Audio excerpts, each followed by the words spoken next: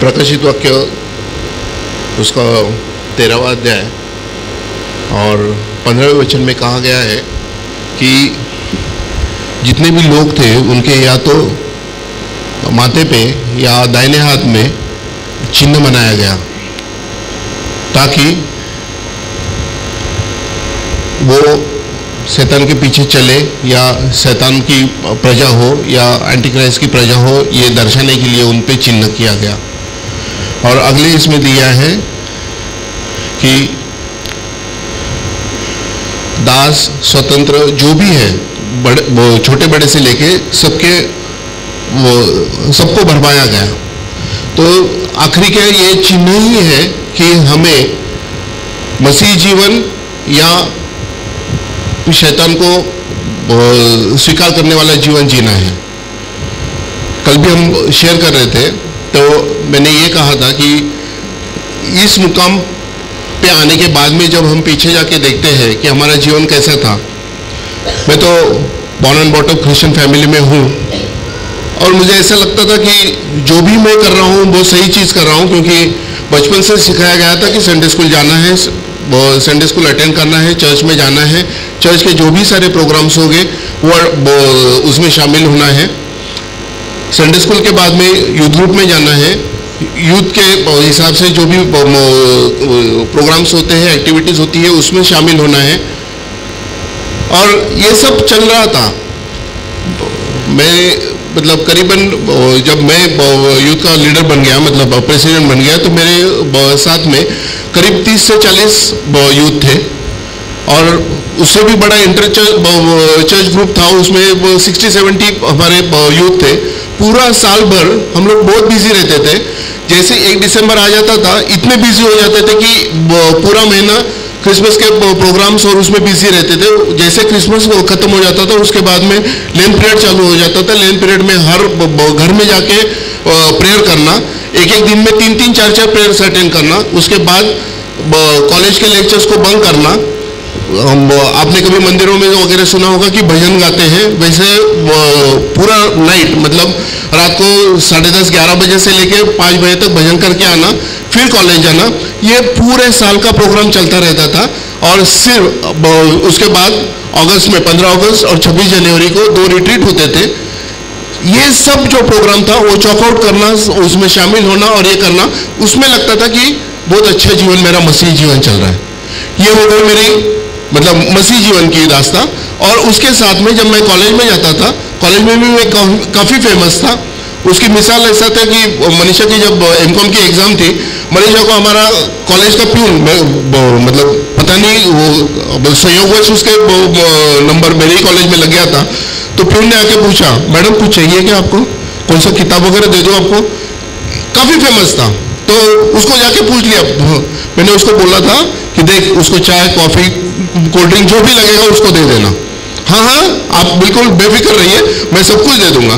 हर घंटे के बाद में वो आके पूछता था, मैडम कुछ चाहिए आपको, और वो वैसे इरिटेट हो जाती थी। और उसमें भी कॉलेज में भी मेरा इतना मतलब ये था कि मेरे आगे कोई बोलता नहीं था। मेरे साथ बात करने के लिए 4 बार सोचता था कि इसके साथ में मैं बात करूँ क्या नहीं।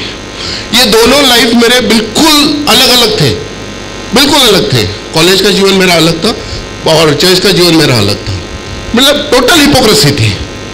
एक दूसरे को कोई नहीं जानता था कि इसका ये कॉलेज लाइफ कैसा है और इसका लाइफ कैसा है। आगे चलते गए जैसे अभी राजवर्धन ने अभी बताया, टीवी पे काफ़ी कुछ संदेश आते थे, हम दोनों भी सुनते थे। और सुनने के बाद में ऐसा लगता था वाकई ये लोग कितनी अच्छी तरीके से अपना मसीह जीवन अपने को बताते हैं। और जैसे धीरे धीरे धीरे बढ़ने लगे, CFC के जैक ब्रदर के लेक्चर सुनने लगे, हाँ, तब ऐसा लगने लगा कि आज तक जो हम सुन रहे हैं वो सिर्फ ऊपरी ऊपर है, वो दिखावा है। और असलियत जो है अभी तक हमें मिली नहीं है। हम सिर्फ मैकेनिकली जीसस को फॉलो कर रहे हैं। स्पेशली जब मैंने दैट्स व्हाट जीसस स्टार्ट करके जब उसकी पूरी सीरीज सुनी, 80 लेक्चर्स थे उसमें जब सुना तब पता चला कि ऐसे बहुत सारी चीज़ें हैं कि जो मैं फॉलो कर रहा हूँ जो नहीं करनी चाहिए।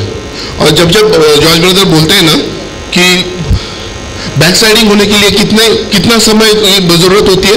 Only 24 hours, only 24 hours.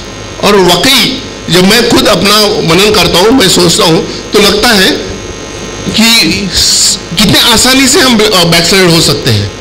कोई ज्यादा समय नहीं लगता हमको, सिर्फ हाँ या ना इतना ही अंतर हमारे वेश में रहता है कि मैं ये चीज करूं या ना करूं।